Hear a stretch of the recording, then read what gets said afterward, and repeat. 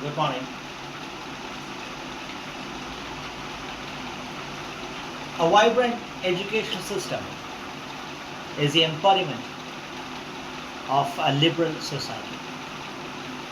This is something that we constantly discuss. And this liberal democracy, this liberal society, it's not necessarily a cosmetic thing. It is something that goes deep into the genes, deep into the roots, where a society constantly corrects itself, or rather, it is constantly in a renovation mode. A renovation mode is something where, or something which, the inhabitants of that very society realize that they will never get into a rut. They will always be on the move, always be on the guard, realizing that you will become old, or you will become stale, you will become invalid, and the only way is to move along, go along. And in such an educational scenario, in such a liberal society, this is not a pessimistic thinking. It is something a very positive, a very futuristic thinking that you will get outdated is something that is inevitable, like death. And it is not a death. It is not actually a death because you are going. You are not going to end, but you are going to move. You are going to move because it is not an outdation. It is but updating. You are updating. You are realizing that this will change, and this has to change, and you must realize that you also have to change. That's it. So you are getting modernized, you are getting updated, like a mobile phone, like everything, like the clothes, like the fashion. It's not getting old, but it's getting outdated. Getting outdated is only an indication that you are ready to update, and that is where we are going to understand the kind of rigidity that is facing Kerala's education system, and how this rigidity is completely political. And this political system is the disguised asylum of religious Western interests. Kerala's education system and Kerala's social progress is deeply intertwined, and it's mutually complementary. And the crisis that Kerala is facing is not something that is unique, or it's not something that is endemic, and it's not something that Kerala only face. But what is the issue is that, as we used to compare ourselves with the Western civilizations, which in a very which 95% you can say it is very correct, because the kind of liberal thoughts, the freedom that women enjoy, the freedom that personal choice enjoy, the personal freedom enjoy, we can match that in the which we are a close, we are we are actually on par with the West. But what is the difference is that it is going to get stuck, and it is kind of what we told before, just now. It is a kind of rigid passage, because the issues plaguing us is beyond. There's no easy solutions to it. For it, it's something that need debates. It is something that we need deep monitoring. There's no quick fix solutions, but we are going into quick fix solutions, and not just quick fix solutions. We are deviating from the real issues. The changing job scenario. We are talked we discussed that same issue in regarding we have discussed the same issue in the column Kerala economy, the videos related to Kerala economy, where job redistribution, job restructuring, and in the very same way, the educational scenario is changing. The artificial intelligence, machine learning, this is coming up. Our education system is updated.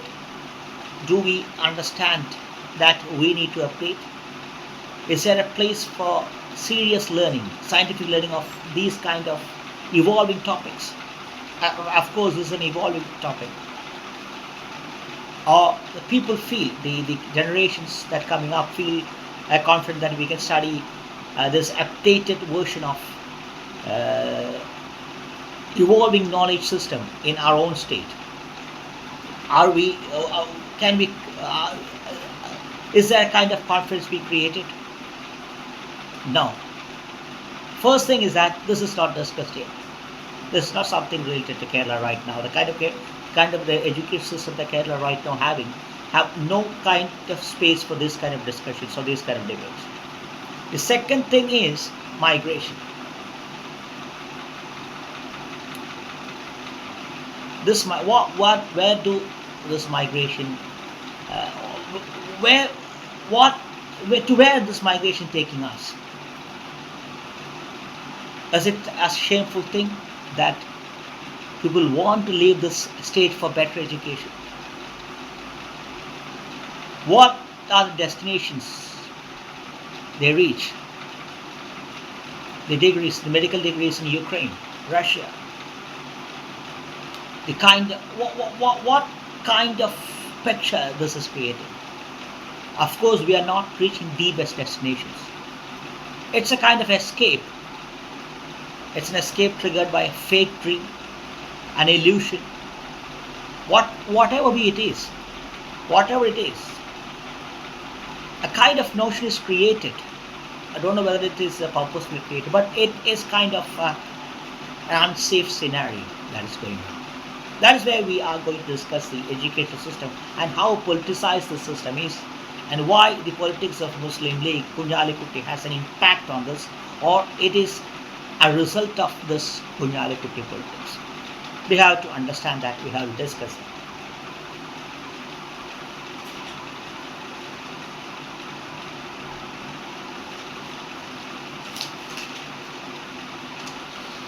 And that is where we have to start this with this the rigid notions. Why it is rigid? Because it's not flexible, it's not expandable, it's not something that is willing to change or accommodate. A system that is willing to accommodate, that a system that is willing to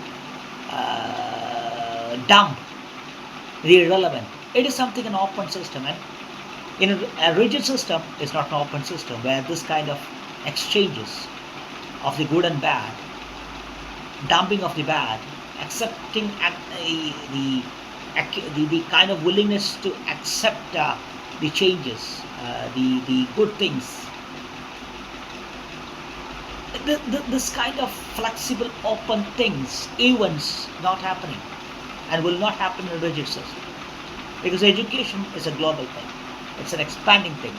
It's a kind of thing that will get outdated, which must be closely modernized, closely monitored, providing that the roots, the very essence, the very soul is fundamental and static. And that static is in the sense that it is a foundation that cannot be broken. It is not a rigid thing, but it's a powerful, strong foundation. Something, and the pillars, the kind of other things, the buildings, that has to change, that has to accommodate, and that will change, and that has to change. That is something that we have discussed. Education is a hub of connectivity. It is the expression of civilization. You could glean it from the prominence that civilized societies around the globe, the most modern societies around the globe, attached to education, to research. And that is something that we have to understand. Bordering on exhaustion. This civilized societies, they pump their soul into research and construction of monuments of wisdom. That monuments of wisdom permeate all terrains, erasing borders of space, time, and prejudice. It is something that expands, it is something that when you cross the borders, when you erase the borders of all these borders, space, time, prejudice, that means that it's a passage, it's a journey that is willing to change, that is willing to accommodate. Because a journey is something you are crossing through all terrains, the ups, the downs, the tough, the hard, the soft, all these terrains. And all these terrains are difficult, and you are going to accept it. And by the time you reach the destination, when you reach the destination, you are going to filter it. You are going to analyze all that you have accepted, and then it's a kind of culling process. And then you realize that there is no destination actually, something that you have to move on. And while moving, you have to do this culling process. And that is where this prejudice, this rigidity has to change, has to be abandoned, has to be done. For prejudice alienate inquisitiveness. It forbid enhancement. For this battle of prejudice, battle against prejudice, which this prejudice accompanied the mix of power and religion. And this battle against this prejudice is the essence of progress. It could be libraries. This fight against this prejudice, it could be through different means. And all these are weapons, soft weapons. It could be that, as we told before, as we just told just now, it could be libraries. It could be an abolition of study. It could be a solar-centric system. All these battles waged across generations, across geographies. All this were a battle against the fixed notions, something that people were unwilling to change or were forced to buy, that this should not be questioned. This should never be questioned. This should stay intact. That is why we told it's a mix of power and religion. Too many sacrificed their lives, but it was also a fight. All this were a battle against prejudice.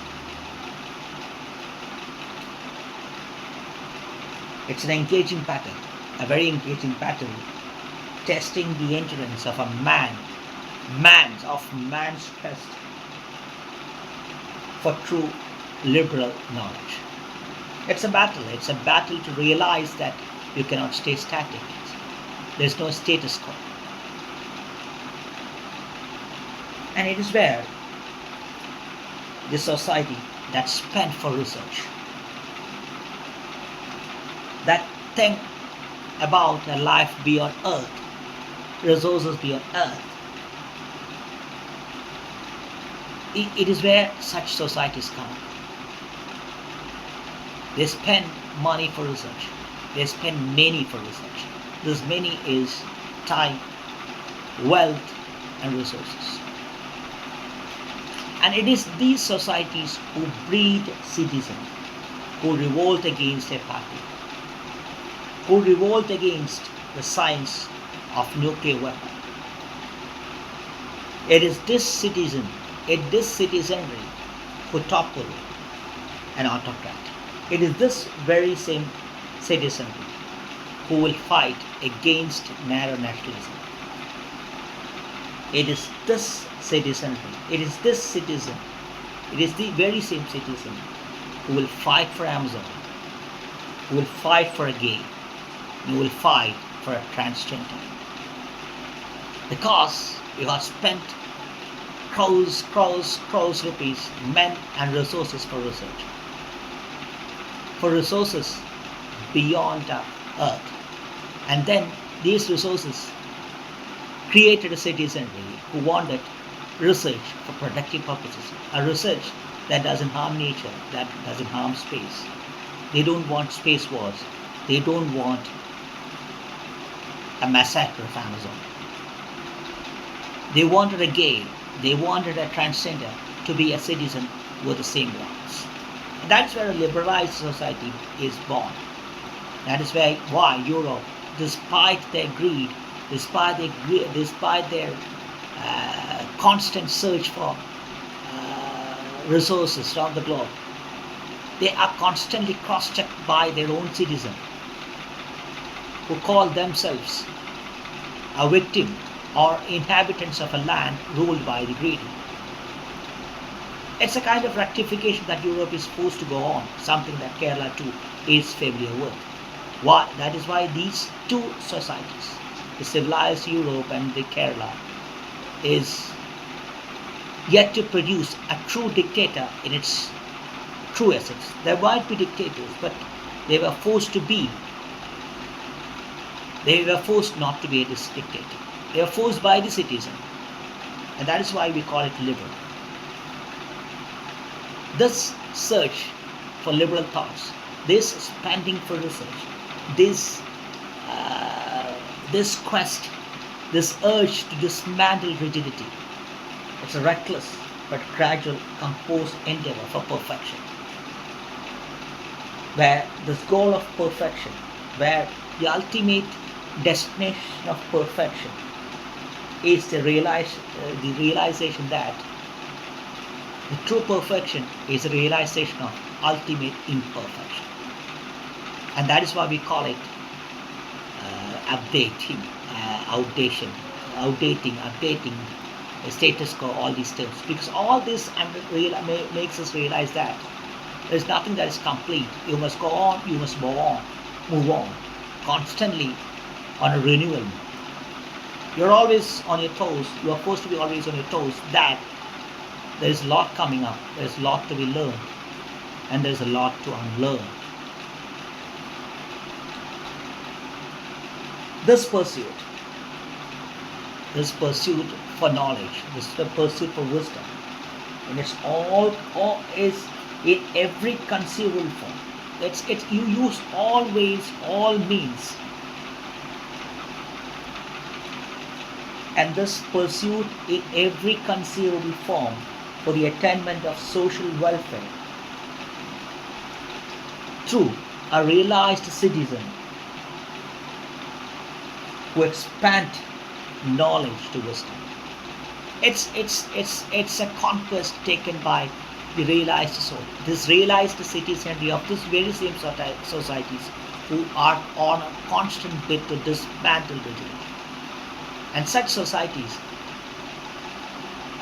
their quest for perfection is the ultimate realization of imperfection. And this ultimate realization of imperfection is a journey from knowledge to wisdom. You realize both are different. You realize that a realized soul is not one who gets stuck. And that is why Kerala's education system should be mentioned here, because the quality of Kerala's education was measured purely on the basis of quality. It was not the quantity, it was not the numbers. But the last 3 decades has seen a very disturbing trend where it is now all about numbers. Too many women and too many remaining unemployed, and this too many remaining unemployed creating a new business of enrollment. And this business of enrollment is manipulated by Muslim League, where a quality higher secondary system or a quality higher secondary system forbid this from going into this university or college level, where the politics of communism takes up nepotism as a policy at the college level, where we will see the exodus of people, exodus of students post plus 2, post higher secondary, to other states, now other countries. You see, you are breeding half-baked people, half-baked students who are who doesn't have any idea about what they want to do and what they know, because there is no correction that is happening. Whether in the case of knowledge, whether in the case of arithmetics, you will get through the SSLC. The prominence of SSLC has been lost in the last 3 decades, especially even in the case of the postal recruitments. The minimum qualification has become +2. So the purpose of high school results, SSLC results, is all about creating new higher secondary schools or higher secondary courses, higher secondary seats in that sense. And this higher secondary seats and +1 high SSLC results is also a nexus where more seats are created, more schools come up, and that means a business. And this business is a close link between job abroad. They are unable to choose a subject they want, a career they want. What the options at the degree level, at the colleges, at the universities, they are actually unaware, or there is a kind of insecurity, anxiety, and they flee. How they flee? They flee for a life that they feel they won't get in their homeland, because the updating is not happening. It's not happening. The kind of courses that evolve, the kind of courses that come up, is not on par with the challenges being thrown up by time. The courses evolved. At least 2 decades back, it was all about this entrance coaching centers for MBBS and engineering. Now, and that has included that NIFE and all these things, a parallel system. And now, the kind of unproductive labor being created, unemployable engineers and medical graduates created, that has created another kind of unemployment where the Ayurveda doctors, the homeopathy doctors, the engineers, they get employed in jobs that doesn't demand their skill. Overfit.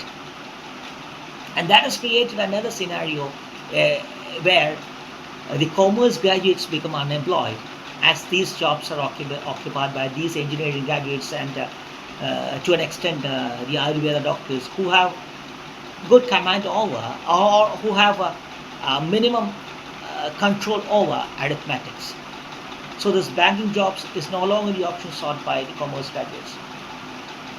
And that has created, in the last decade, post 2010 and 2012, a new boom of chartered accountancy. And that has created another kind of unemployment and an unregulated economic scenario.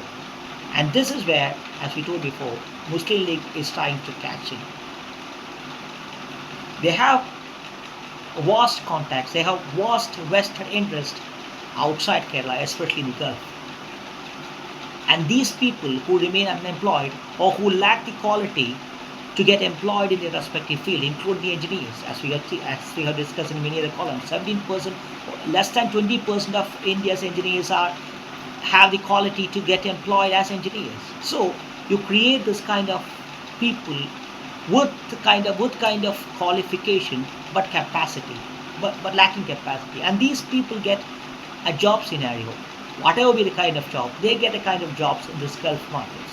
And this is where Muslim League, with large investment in Gulf area, they come up as the job providers in the Gulf.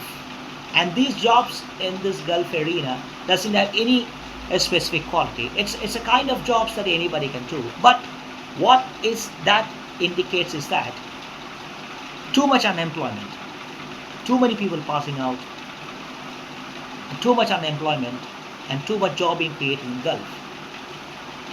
And this We must understand that there is a nexus between Communist Party, especially the Kannur lobby, where many of the family members of this very Kannur communist lobby is being employed in this Gulf area. That too, and that with the help of this Muslim League, especially Kunjalikkutty. This is something that we have to understand the politics of Muslim League. Just like the politics employed by people who know Kerala politics, by Balakrishna Pulla and K.M. Mani in their respective portfolios, transport and finance. This education portfolio is used by Muslim League, now especially Kunjalikkutty, as a business of enrollment. Too many people passing out, remaining unemployed, and they are being employed in the Gulf. And this Gulf area has too much investment by this Muslim League leaders and this communist leaders, especially from Kannur. And that is where we are going to talk about this quality of this rigidity of Kerala's education system, highly politicized education system, something that we have constantly discussed. And this quest of Europe, including Kerala, the past Kerala that we told before, who expanded knowledge towards them. It's something that's launched by a liberated soul, where the elected, the established, the powerful are forced to embrace democracy, forced to spend for democracy, forced to spend for creativity, forced to spend for a creative purpose. The will of the public, that is what survives. And Shantiniketan, the ideas like Shantiniketan is something that comes up here. How noble, even if you find it impractical right now. And now we have discussed that in Kerala economics, so we are not going to discuss that here. Because knowledge, it's a very, it's not a complicated thing, but it's an expanding thing, and it's an expandable thing, and it has to be an expandable thing. Because the holy abode of knowledge is a crowded place. It's a very crowded place. With no doors, no walls, and no barricades. Transcending everything. And something that is unable to get into a rut, something that we discussed before. It transcends everything. No borders, no walls, no barricades. And Kerala's education is now shaken to its very roots. A root from where sprouted the seeds, the flowers, charming and rich, that emboldened a concept that doesn't want to exclude anything and anyone. It doesn't exclude anything. It's an inclusive thing that accepts anything. Now a heap of perverted ideology, prepared, preserved, and pampered by the filthy Western interests. And that is where we have to understand the concept of politics, politicized economic scenario. And we have discussed that here. And the very first thing is, we have discussed the topic regarding the realization of an education system, how people leave the states, why people leave in states, because we are creating a kind of confusion where people doesn't know, students doesn't know what they know, because they are getting passed, they get through even without correction. So there is a kind of indecision. People doesn't know how to choose, what to choose. Why? Because we are unable to choose, we are unable to select. It is a selection that an individual can make. It is a selection that a society can make. It is a selection that an elected government can make. It is that what makes an empire. You can see individuals, you can see the societies, you can see the systems, you can see the mechanisms that choose the correct, get the best, extract the best. Is that what succeeds? You know, the kind of confidence that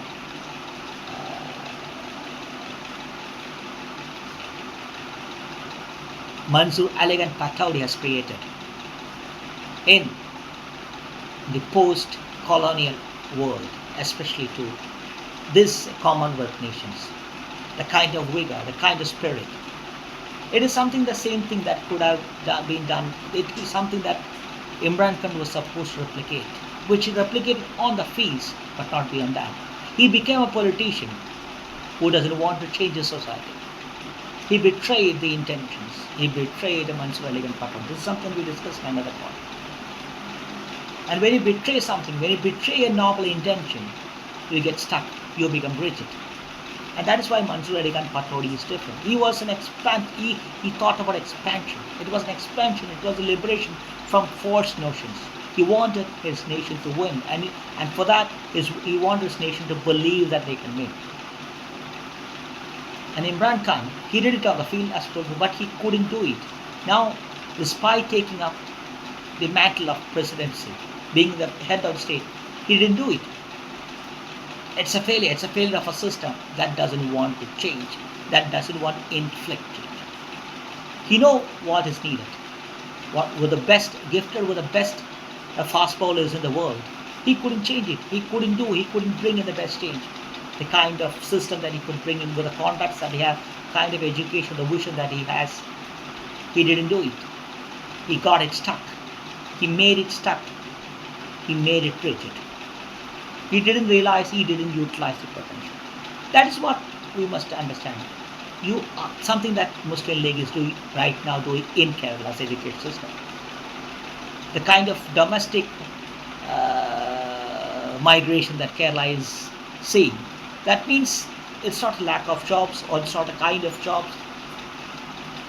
So what that indicates, there's a kind of mismatch between people who leave the state, people who come in. Maybe the people who come in, these domestic migrants, take up menial jobs, blue collar jobs. But that doesn't mean that the politics of Muslim League is over. They are creating a new vote base. They are selling the soul of the state for that. Something that Imran Khan is doing there. He didn't initiate the revolution that he was supposed to. Provide the kind of inventions, provide the kind of revolution that he created in the cricket field, like what Mansoor Elegant Pataudi did. It's about not utilizing the potential. It's about utilization of potential. It's about people, it's about societies who know their potential, who know their weakness and utilize it. It could be about a sprinter who chooses between 100 meters or a marathon. It could be Usain Bolt. It could be another person with athletic skills and a superior physique who is in an indecision whether to utilize his potential to become a basketball player or an athlete. That's where he analyzes his possibility. He analyzes limitations.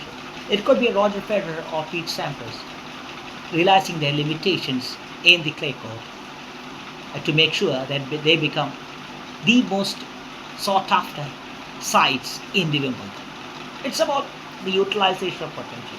Malayalis could understand the utilization of voice. It could be an Amitabh Bachchan in Bollywood. It could be a Shamit Tilagan or Aliyar or Bhagilashmi in Malayalam. All these people, especially this Malayalam dubbing artist Bhagilashmi, Shamit Tilagan and Aliyar, Professor Aliyar, they are capable actors, but they are familiar to us through their voice.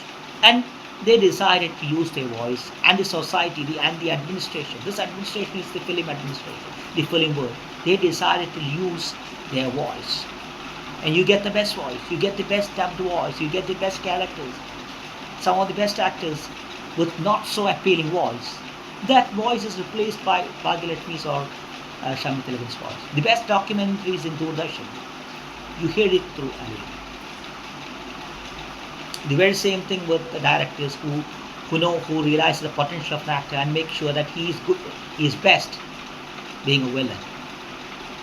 You can use his range, his physique, his what, and it's where an individual realizes their potential, their limitation. In the very same way, a director realizes their potential.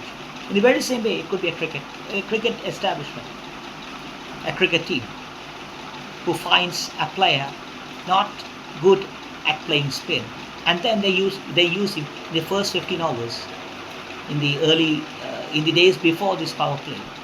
First 15 overs were crucial in a one-day game, and then his potential, his ability to play the bouncer, his ability to hit the fast bowlers is utilized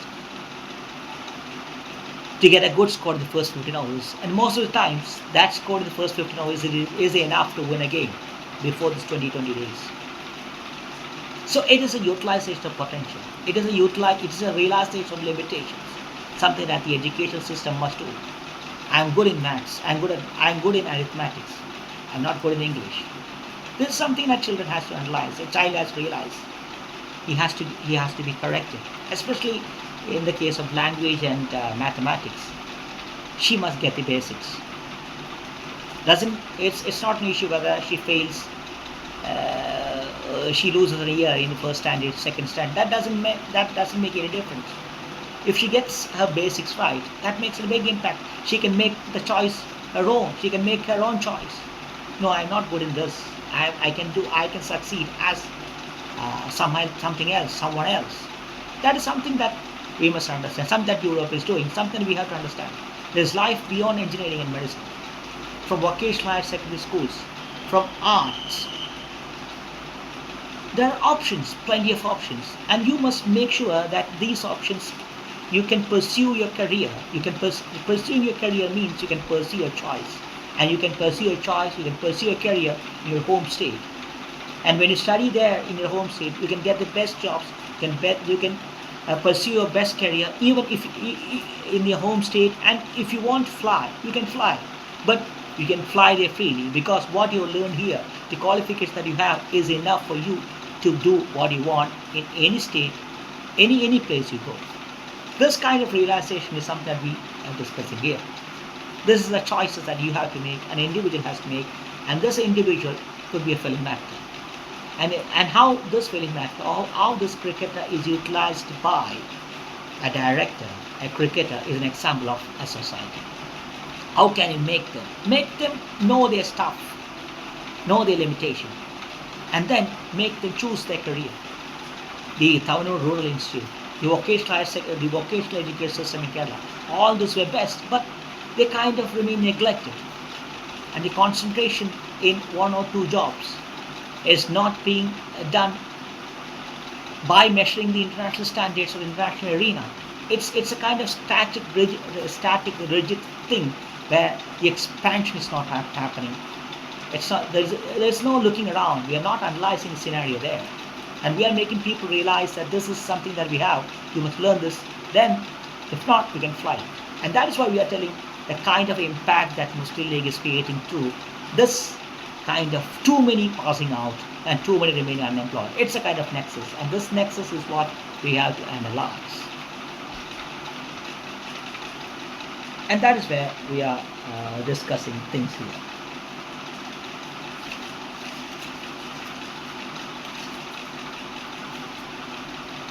Too many winning, too many remaining unemployed, and that's a big nexus. And this nexus is against an irresponsible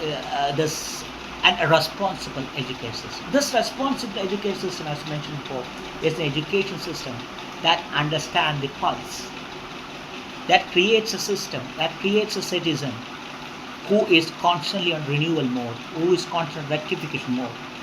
I doesn't know this, and I want to master that. If I am unable to master that, I can choose another course, and when I choose another course, I can get a career with that course. That is something we have to do. Not everybody is a master of everything.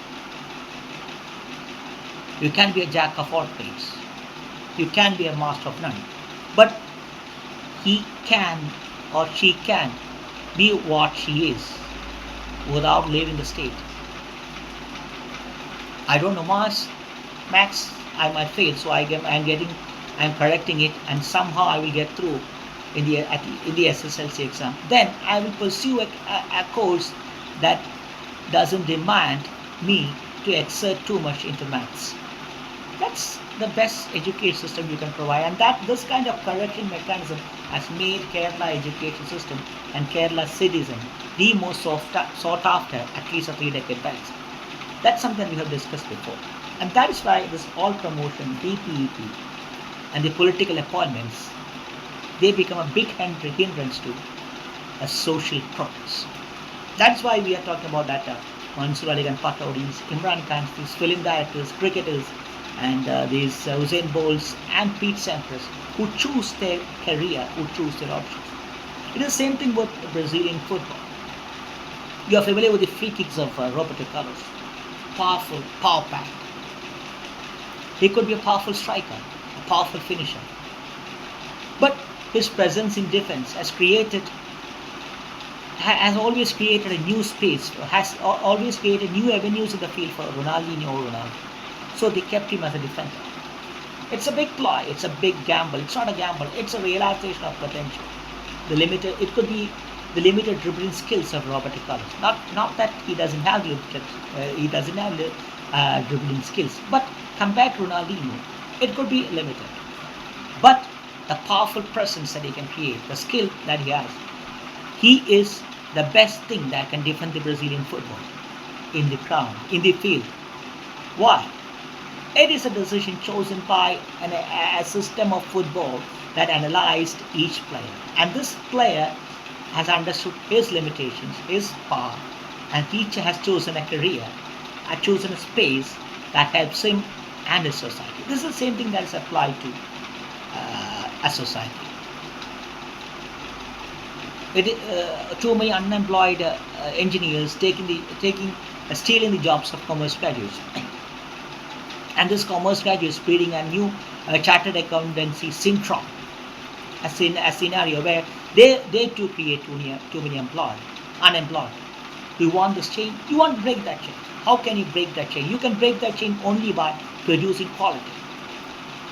Numbers take the backseat. This is something that doesn't happen, and that will never happen as long as Kunjalikkutty and Muslim League pursue this politics and Kerala allows them to pursue this politics. It's a politics of too many passing out, too many enrollment, too many unemployed, and this too many getting seats, jobs in the Gulf arena, and Kerala losing too many services. And here, a new business of enrollment, new business of +1 schools and seats coming. With a kind of quality still that higher secondary may retain, this college syndrome, this market of colleges, engineering colleges or this kind of colleges is not quite prevalent in Kerala. But the moment the same thing happens in +1, +2, that is the next thing that Kunjalikkutty will do. A kind of thing that is happening in other parts of India, like the pharmaceutical arena, like the weapon arena. College is becoming another business venture, the most trusted business venture, something that is not happening in Kerala. But this is something that government has to understand and intervene, especially in the case of NAC. The NAC is taking toll on Kerala, India's education system. Even the safety of women is being challenged with the kind of events happening in the case of NAC. Everything is measured except the quality of education. You can buy anything worth money. It could be a PhD. It could be the papers you submit. And the quality of college is measured in terms of the ambience, the number of recreation rooms. All these are important, but when that becomes the sole thing, you purchase papers, you purchase people. And when this NAC is taking toll on India's education system, Kerala has to stand united against this. They must protest against this as an infringement. But that's not something that is happening because we are not willing. The only thing that bothers us is the political appointments in Kerala's colleges, something that thrives campus politics, something that mobilizes campus politics. So it's a big nexus of vested interest in the school arena and in the college system, where Both are different players who are united politically. Both are two sides of a different coin and a kind of waging a proxy battle in the political field, Muslim League and communists. The interest of Muslim League ends in plus two, and it starts for communist parties at the college level, at the university level.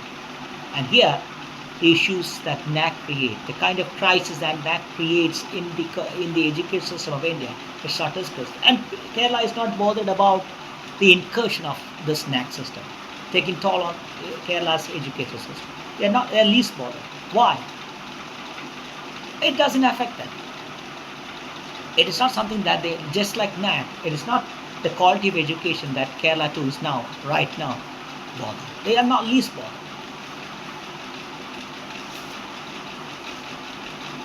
So,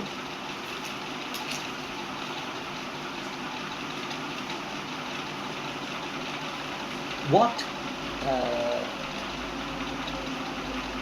this indicates is that the important issues are not discussed. What are the important issues? Just like the snack, just like the job arena. This 4-year degree, how practical it is it? Especially the kind of economic scenario in some other states of India. Kerala is comparatively very better. Not comparatively, very much better. This 4-year degree course is about the time you spend in college. And there are families who want their children to get employed at the earliest. And one more year is being lost in that prospect, that job prospect, when you take a 4-year course. But will that 4-year degree create another kind of culture where you learn more, where you learn to take up jobs along with your studies, a new culture evolve? Do you know, are you hoping? Is there a possibility like that? We don't know. This kind of things is not discussed. This 4-year degree course, we are not even bothered to discuss the pros and cons, the possibilities, how pragmatic it is. This is something that we have to understand, this is something we have to analyze. And that's the same thing with the new High Court law regarding the responsibility that an invigilator has in making sure that the one who writes the exam, writes the name and everything correctly. It's a responsibility of the invigilator. And invigilator, if someone fails, it is the it falls on the invigilator. It's a kind of, it's a big step in right direction because it inflicts that responsibility. It's a responsibility of the invigilator to make sure that student writes, or the examinee, or the one who came to write that examination writes that properly, correctly. What that indicates, it's an infliction. It's a reminder that responsibility of a correct educational system is the responsibility of the teaching system. It could be the teacher, it could be the principal, it could be the management, and it is their responsibility to create a person, to mold a person who realizes her mistakes, her limitations, her possibilities, her talent, her responsibilities. And when these things, the kind of challenge that NAT creates, the legal initiative by the High Court, all this are not discussed. But what is discussed is we want more seats, more +1 seats, because there's a lot more. There's not every year too many people coming out, too many students passing out. They need seats. Number of seats, you have to increase the number of seats. In our district, Malappuram, our vote bank, what that indicates? This is what we call the business of enrollment, closely tied, a close nexus with jobs in Gulf. So this business of enrollment is something we have to analyze. We must be we must constantly observe.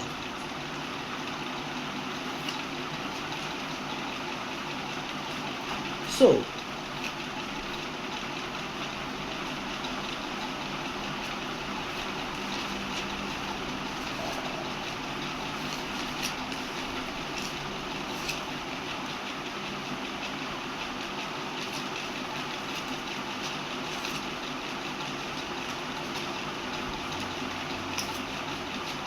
So what that indicates is that thoughts roaming around the states about education has nothing to do with the education. That is why the responsible education, something that the High Court is trying to inflict, is not being discussed or is not being taken seriously. The essence of education is the realization that you are constantly watching, you are constantly able to watch the world with an open eye. An open eye is something, a flexible eye, an eye that sees the hidden one, an eye that uses the hand to grab both the good and bad and then check it, balance it, and say what is true, what is good. And when what you hold, what you save becomes stale, in a matter of few months, few decades, you are willing to change, and when you are willing to dump it, telling that what I learned has become irrelevant and I must realize that I have to relearn. That is the open learning, and that is the responsible learning, and that is the most political learning, where we understand our demands and our responsibility to society, to future, to nature, to the world. And when enrollment is a game of numbers, a game of business, the last thing that happens is an investment for education, an investment of time, of thoughts, of money, of resources for education, something that Kerala is right now saying. It's the last side that a democratic society want to see. So let's clear our vision, let's clear our path, let's remain flexible to embrace the realization, the true knowledge of imperfection, where the politics of enrollment is the last thing that a progressive society wants. It is this realization that will take us forward. It is this realization that makes us realize that the only way to move is to be constantly on the move.